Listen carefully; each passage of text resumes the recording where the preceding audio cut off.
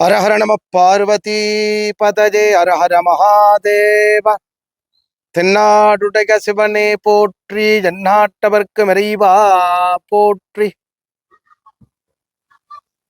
கங்கா கங்கேதி யோப்ரூஜாத் யோஜனானாம் சதைரபி முச்சதே சர்வ பாபேப்யோ விஷ்ணுலோகம் பிரகஸ்சதி.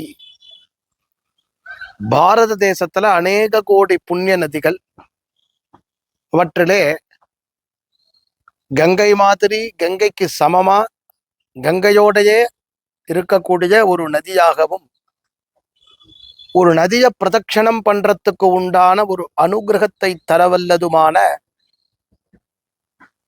நர்மதா நதி.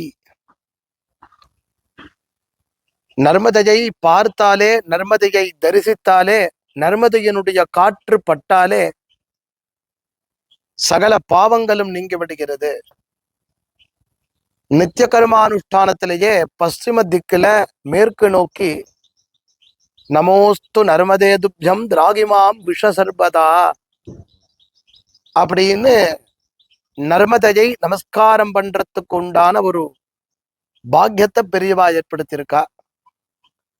அப்படி நர்மதா பரிக்கிரமா பிரதட்சணம் என்று வரக்கூடிய அந்த சந்தர்ப்பத்துல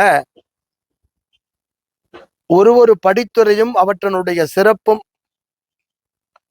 அங்க போய் பார்த்து அதை அனுபவிக்கிறதே ஏற்படக்கூடிய ஆனந்தமும் வார்த்தையினால சொல்லிவிட முடியாது. அப்படி நாகலோகத்துக்கு ஒரு வழியும் நாகலோகத்துக்கு சமீபமும் இருக்கக்கூடிய பர்வாணிங்கிற அந்த திவ்ய கஷேத்திரத்துல இருந்து சூரியோதய அந்த காலத்துல அந்த நதி தரிசனமும் இந்த க்ஷேத்திர விசேஷத்துவத்தையும் நாம அனுபவிக்கிறோம். இந்த படித்துறைகள் ஒன்னொன்னு ஆச்சரியமானது, எல்லாமே புராண சிறப்பு இருக்கு. அந்த படித்துறையில ஸ்நானம் பண்றதே ஏற்படக்கூடிய ஒரு மனதுல ஒரு சௌபாகியமும் சந்தோஷமும், சரீரமே வேற மாதிரி ஆயிடுறது. இந்த சரீரமே தேகோ தேவாலய புரோக்தோ ஜீவோ தர்ம சனாதனஹான்னு, இந்த தேகமே ஆலயமாக திருமந்திரம் சொல்ற மாதிரி உள்ளம் பெருங்கோயில் ஊனுடம்பு ஆலயமாம் வல்லல் பிரானார் குவாய் கோபுரவாசல் தெல்ல தெளிந்தார்கோ ஜீவன் சிவலிங்கம் கல்ல புலனைந்தும் காலாமணி விளக்குன்னு உள்ளுக்குள்ள இருக்கக்கூடிய அந்த ஆத்மாவை அனுபவிக்கிறதுக்கு ஒரு யாத்திரை நான் நர்மதா பரிக்கிரமா. ஜனமேஜயன் ஒரு யஜ்ஞம் பண்றான்.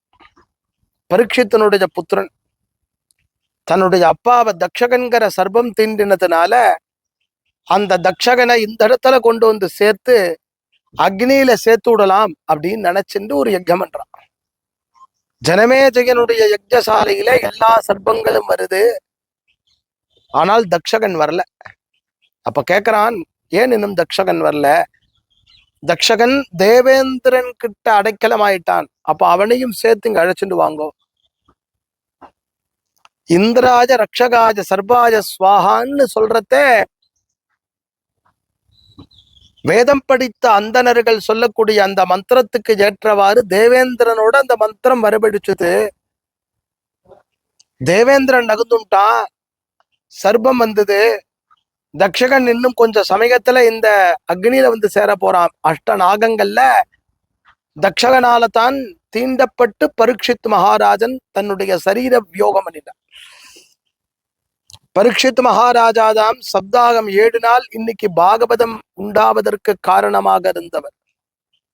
கலிபுருஷனாகப்பட்டவன் பிரவேசம் பண்ணக்கூடியதற்குண்டான காலமாக அது இருந்தது. அப்படி பரீட்சித் மகாராஜாவை தீண்டி அந்த சர்பத்தை கூப்பிடுறத, அந்த சர்பம் வருது. அந்த யாகசாலையிலிருந்து கொஞ்ச நேரத்துல அந்த சர்பம் வந்து விழப்போறது. அந்த சமயத்துல அந்த இடத்துல ஒரு பெரிய மகான் உள்ள பிரவேசமானார். ஞான சூரியன் ஞான பொக்கிஷம் பிரவேசம் பண்ணினால் எப்படி இருக்குமோ அப்படி உள்ள பிரவேசம். எல்லாரும் ஆச்சரியப்பட்டா, திரும்பி பார்த்தா உட்கார்ந்து இருக்கிற மகாராஜா ஜனமேஜய மகாராஜா எழுந்து போய் அவருடைய பாதத்துல தன்னுடைய தலைய வச்சு நமஸ்காரம் பண்றான், பூர்ண கும்பம் கொடுக்கறான், பிரதட்சணம் பண்றான், கொண்டாடுறான், அவரை தொட்டு பார்க்கறான். ஆச்சரியமா அவரை உட்கார வைக்கிறான். ஆசீர்வாதம் பண்றாரு இந்த மகாராஜாவுக்கு க்ஷேமமா இருப்பா அப்படின்னு. நான் என்ன பண்ணணும்னு கேட்கறான். இந்த யஜ்ஞத்தை நிறுத்திட்டான். அந்த சர்பயாகம் நிறுத்தப்பட்டது. அப்படி அந்த உள்ள நுழைஞ்ச அந்த மகரிஷி தான் அஸ்தீகர்னு பேர். அஸ்தீக சத்திய சந்தோமா பன்னகேப்பியோ அபிரக்ஷது. சந்தியாவந்தனத்துல சொல்லக்கூடிய அந்த அஸ்தீகர் ஜனித்த பூமி பர்வானி. இந்த அஸ்தீகர் யாரு? நாகலோகத்துல வாழக்கூடிய ஜரத்காருவனுடைய புத்திரன்.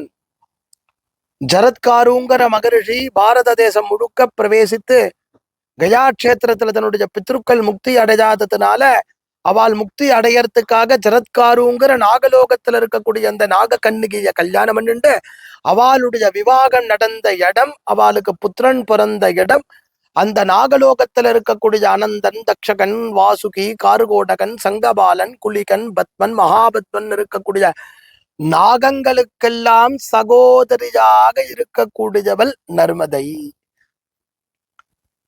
விஷசர்பத்தினால எந்த தீங்கும் வராமல் இருக்கணும்னால் நர்மதைய பிரார்த்தனை பண்ணிக்கணும். நர்மதைய தினந்தோறும் தியானம் பண்ணணும். நர்மதைக்கு நமஸ்காரம் சொல்லப்பட்டிருக்கு.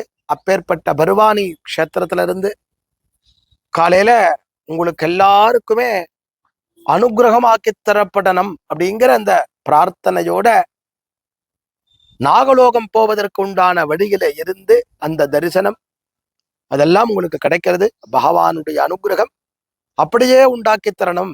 பகவானுடைய அனுகிரகம் எல்லாமே. நர்மதேகர் நர்மதேகர் நர்மதேகர்.